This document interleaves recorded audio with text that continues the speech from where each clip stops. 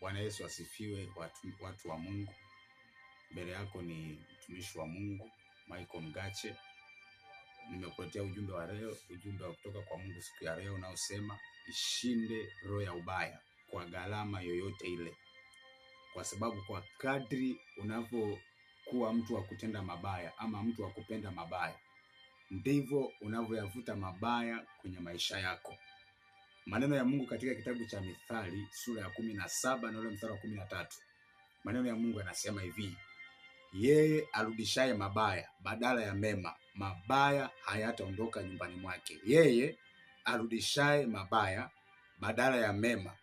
Maneno ya Mungu yanasema kwamba mabaya hayataondoka hemani mwake. Ni kanuni ya Mungu kabisa kwamba kwa chochote unachokifanya kwa mwingine, maana yake umejipandia mbegu kwenye kesho yako na kwenye hatima yako, ambayo ni swala la muda tu. Hiyo mbegu ambayo umepanda utavuna. Kwa hiyo kama ukipanda, ukiwa mtu wa kupanda mabaya, ni swala la muda tu. Hayo mabaya ambayo unayapanda utayavuna. Lakini pia ukijizoeza kuwa mtu wa kupanda mema, kupanda haki, mtu wa haki, mtu wa uaminifu, ni swala la muda tu. Wewe wema utauvuna na hiyo haki utaivuna. Kwa nini nimekuletea ujumbe rafiki yangu? Ni kuambia kwamba ni muhimu sana uhakikishe kwamba maisha yako umejizoeze kuwa mtu wa haki, jizoeze kuwa mtu wa kupanda wema kwenye maisha ya watu wengine. Acha kabisa kuwa mtu wa kupanda mabaya kwenye maisha ya watu wengine. Usiwe sababu ya mtu kuumia, usiwe sababu ya mtu kuanguka, usiwe sababu ya kwa namna yote ile kusababisha mabaya kwa mtu mwingine. Acha uwe sababu ya baraka, maisha yako yawe baraka kwa watu wengine. Kwa kufanya hivyo, maana yake unapanda mbegu ambayo ni njema. Si hivyo tu, kitu ambacho lazima ukumbuke ni kwamba unapokuwa mtu wa mabaya, maana yake umepanda mbegu itakayo kuathiri wewe, lakini pia na kizazi chako mpaka cha 4 kitaathiriwa kwa yale ambayo umeyafanya siku ya leo. Kwa hiyo unaweza kaona ni muhimu kiasi gani kuwa watu wa kupanda mema kwa watu wengine, kwa sababu tunapanda mbegu ambayo itadumu vizazi vingi. Kwa hiyo maisha ulionayo leo ni matokeo pia ya vizazi vilivyopita walivyopanda kwenye maisha yao. Unakuta kuna watu wengine vizazi vyao vilivyopita walipanda mabaya, leo ndo unavuna hayo maisha ulionayo.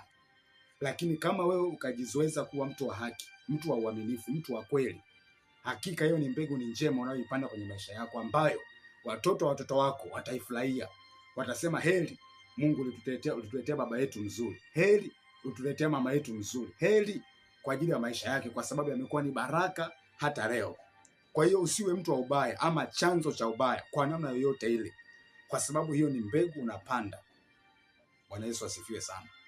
Lakini pia kitabu cha Zaburi sura ya 34 mstari wa 13 hadi 16, maneno ya Mungu yanasema hivi: uzuie ulimi wako na mabaya na midomo yako na kusema hila.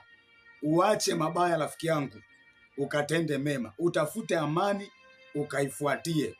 Kwa maana macho ya Bwana huwaelekea wenye haki, na masikio yake hukielekea kilio chao, bali uso wa Bwana ni juu ya watenda mabaya, aliondoe kumbukumbu lao duniani.